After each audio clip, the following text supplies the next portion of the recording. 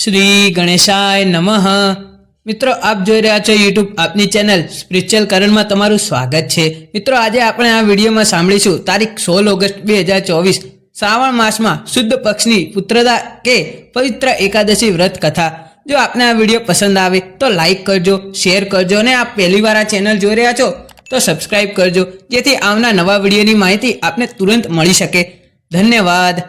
મિત્રો, શ્રાવણ માસ એટલે કે ભગવાન શિવનો પવિત્ર માસ, પ્રભુને પ્રસન્ન કરવા માટેનો અતિ પવિત્ર અને શુભ તહેવારોથી યુક્ત આ શ્રાવણ માસમાં પુત્રદા નામની એકાદશી આવે છે, જે ભગવાન નારાયણને અત્યંત પ્રિય છે।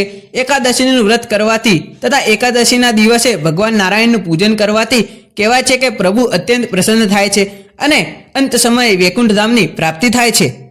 ભગવાન નારાયણ કે જે લક્ષ્મીપતિ શ્રીપતિ છે, ભગવાન નારાયણ આ ધરતીના પતિ છે, આ લોકના પતિ છે, જગતનું પાલન પોષણ કરનારા શ્રી વિષ્ણુ છે।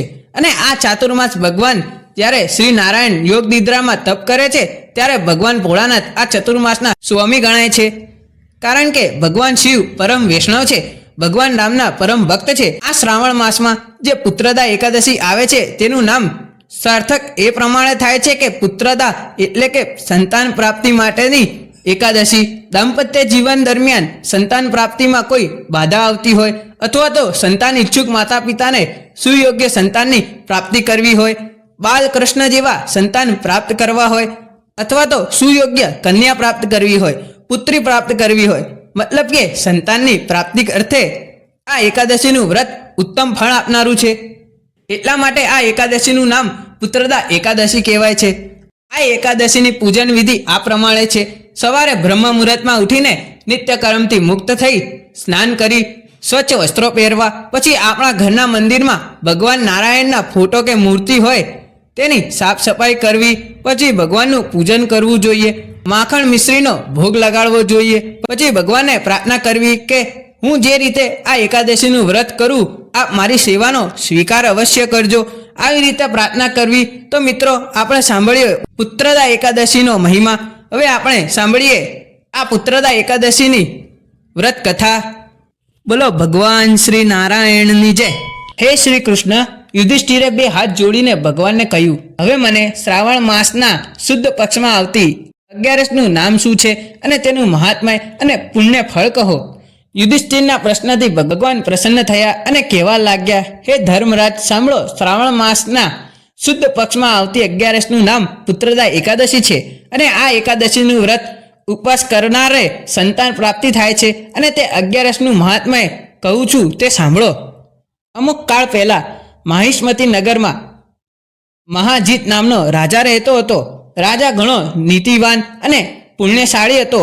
તે વખતો વખત દાન દક્ષિણાનું પુણ્ય કરીએ જતો, પ્રજાને પુત્રની જેમ રાખતો, બધી વાતે રાજા સુખી હતો। પરંતુ તેને ઘેર સવા શેર માટેની ખોટ હતી। પુત્ર કે પુત્રી નહીં હોવાને કારણે રાજા મનથી ઘણો જ દુઃખી હતો। કોઈ ઉપાય ન હોવાથી એકવાર રાજા વનમાં ગયો।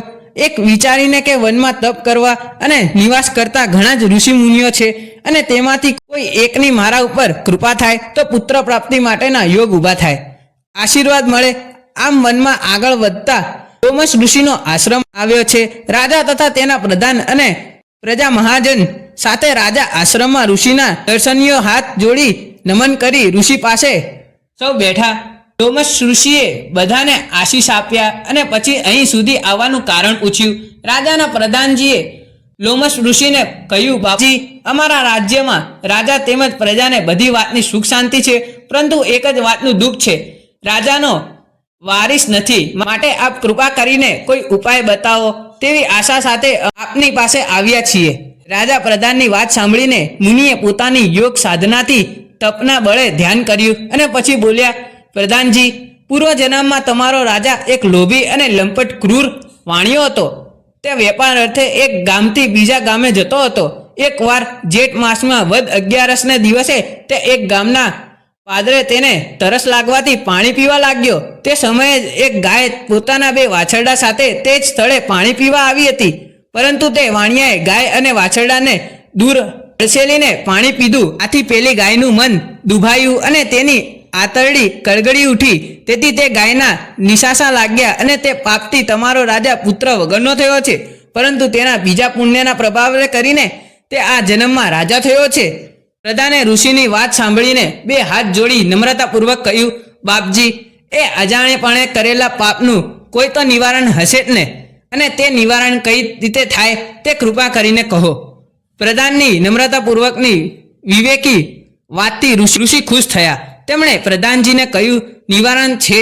જો તમે બધા પ્રજા સહિત શ્રાવણ માસના શુદ્ધ પક્ષમાં આવતી પુત્રદા એકાદશીનું વ્રત ઉપવાસ વિધિપૂર્વક તેની કથા સાંભળો ને કરો અને તેનું પુણ્ય રાજાને અર્પણ કરો, તો એ એકાદશીના વ્રતના પુણ્ય પ્રતાપે કરીને તેના ફળ સ્વરૂપ તમારા રાજાને ત્યાં પુત્ર થશે.